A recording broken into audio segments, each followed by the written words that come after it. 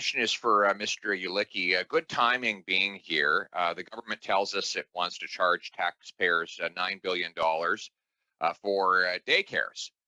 They believe that that the best way to provide daycare is to take money from parents, bring it up to the federal government, which will give it to the provincial government, which will give it to the municipal government, which will give it to agencies that deliver daycare spaces. You had another idea, which was just to build a daycare and provide 80 kids with a place to go and be cared for. Now, of course, the obstacles you faced were municipal, but those same municipal leaders are constantly asking for federal tax dollars, and that's why they've elevated this to the federal level.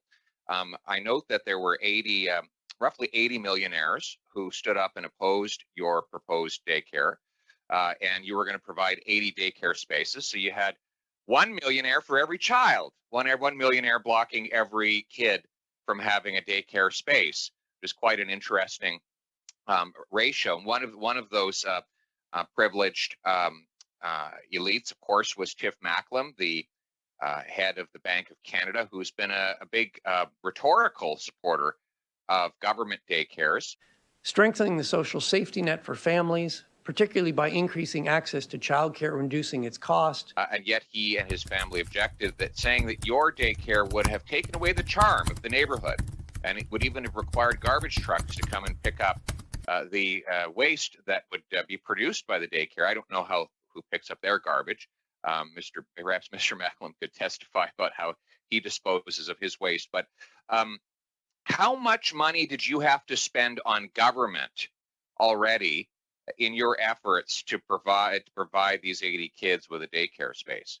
Well, the question is not how much have I spent on government, because the spend on government is with respect to paying for permits, etc. The primary cost is the carrying cost of having a building sit vacant for now effectively 5 years. So that includes interest, heat, light, and power, property taxes, utilities, insurance, etc. And those costs are approximately $100,000 per year. And may I point out, because it's a project that you're developing, as per our wonderful CRA, I do not have the ability to deduct those costs. I actually have to capitalize them. So I, in fact, have to make $200,000 in order to have $100,000, because I pay in after-tax dollars, and I get to capitalize it. And then once it's completed, if it's completed, I get to deduct it at it's 4% per year is the deduction. So basically, all these carrying costs, etc., I get to deduct at 4% per year into infinity. Wow! And so you've already wasted $500,000 on delays. Yes. And you began this process in 2017. So now Correct. We're going on 5 years of waiting. And do you expect that daycare will open anytime soon? I think you have to ask the City of Toronto. It's up to City Council to decide whether or not they want to support what you call PUDO, which is pick up and drop off. So it's not uncommon in the City of Toronto to allocate public parking spots for pick up and drop off for children. They do it for daycares, they do it for schools. And you have to pass a specific municipal bylaw in order to authorize that. And that's the primary impediment that we've had here, because the neighbors do not want to have those spots given up to pick up and drop off, because it would impede their ability to park in front of their house in downtown Toronto. Right. So they want the spaces for themselves instead of for the kids. Absolutely.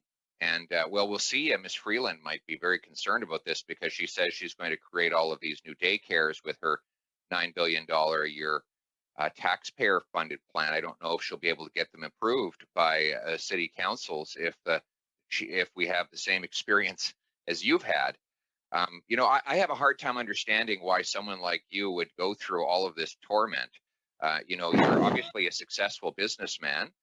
You've devoted almost a half decade of your life and $500,000 of your dollars to trying to do something good for 80 kids, and all you've had is a bunch of gatekeepers, self-serving gatekeepers, protecting their own backyards.